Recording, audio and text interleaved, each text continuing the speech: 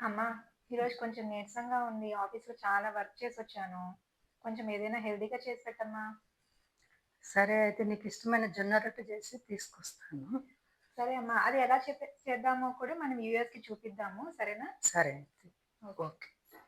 జొన్న రొట్టె తయారు చేయాలంటే ముందు కొంచెం వేడి నీళ్ళు తీసుకొని అందులో కొద్దిగా లైట్‌గా సాల్ట్ వేసి వేడి చేయాలి నీటిని. తర్వాత ఈ నీళ్ళని ఈ వేడి నీళ్ళని తీసుకొని ఈ పిండిలో కొంచెం కొంచెం సరిపడా కలుపుతూ ఉండాలి. మామూలుగా జొన్న రొట్టె కొందరు క్లాత్ మీద చేస్తారు. వాళ్ళైతే వేడి నీళ్ళకి అవసరం ఉండదు. ఇట్లా చెయ్యాలంటే కొంచెం వేడి నీళ్ళు అయితే రొట్టె బాగా వస్తుంది.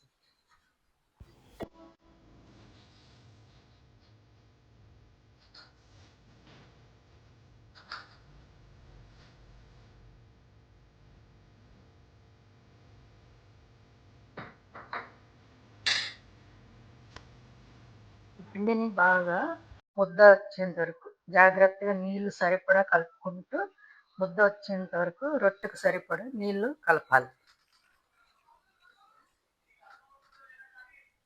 పక్కన పిండి పెట్టాను కదా, అది అడుగున పిండి వేసి మన చపాతీకి ఎలా పిండి అడుగున వేసి చేస్తామో అట్లనే రొట్టెకి కూడా అడుగున పిండి వేసి చేస్తాను.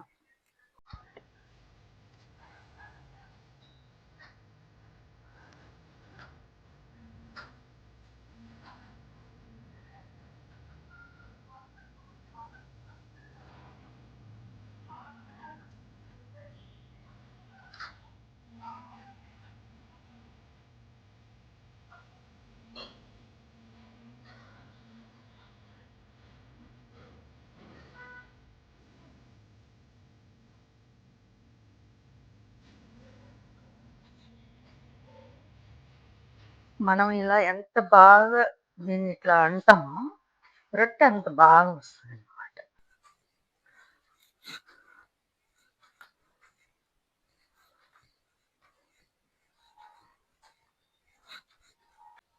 సరిపడినంత రొట్టెకి సరిపడినంత చిన్న ముద్ద తీసుకొని ఇట్లా ఈ పక్కన పెట్టుకున్నాను కదా, ఈ పిండిని ఇట్లా వేసుకొని ఇట్లా పెట్టి చేత్తోనే తడతాం అన్నమాట. ఇట్లా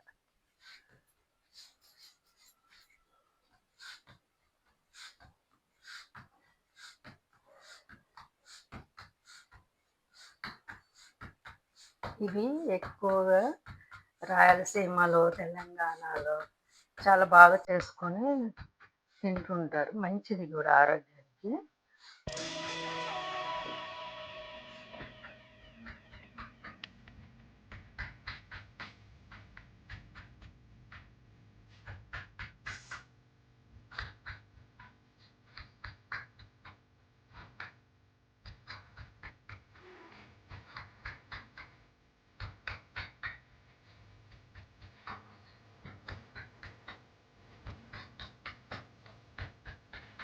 ఈ రొట్టెల పెన్నం పెట్టాలి.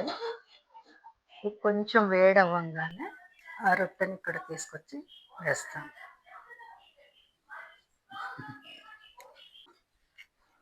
ఇలా తీసుకుని ఇలా వేసి లైట్గా వాటర్ వేయాలి. కొద్దిగా కొత్త వాళ్ళు అయితే క్లాత్ తీసుకొని అనాలి. కర్ణాటకలో ఈ రొట్టెని ఇంకొక రకంగా చేస్తారు. దాన్ని కొంచెం మార్పు ఉంటుంది. అలా చెయ్యాలి అంటే ఇంకోసారి చేసి చూపిస్తాను ఎప్పుడన్నా. మీకు ఇంట్రెస్ట్ ఉంటే కామెంట్లో పెట్టండి.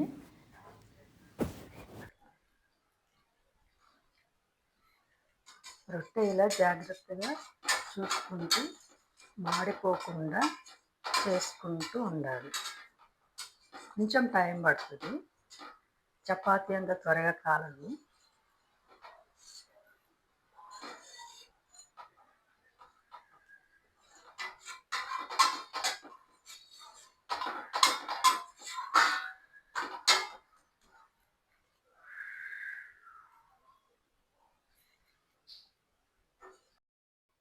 జొన్న రొట్టె ఎలా చేయాలో చూశారు కదా!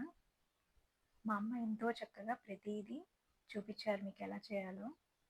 సో ఇప్పుడు నేను గ్రాటిట్యూడ్ దీనికి ఎలా చెప్పాలో చూపిస్తాను.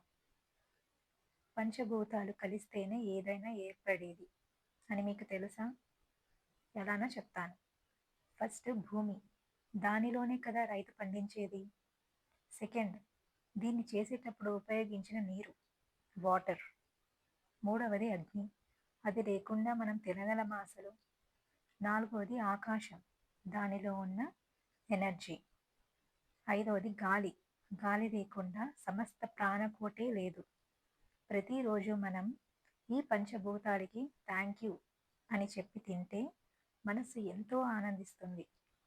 ఇది చేయడానికి మనకి ఒక్క నిమిషం కూడా పట్టదు. ఇలా మనము కాన్షియస్గా ఏదైతే తినే ముందు కానీ ఏదైనా పని చేసే ముందు కానీ ఈ పంచభూతాలకి కృతజ్ఞత చెప్పి చేస్తే మన ఆరోగ్యం మరియు ఏ పని చేయాలి అనుకున్నా మనకి అడ్డే ఉండదు. Thank you so much guys for watching my video. Thank you, love you all. జొన్న రొట్టె ఎంత ఇష్టమైంది. థ్యాంక్ యూ అమ్మా.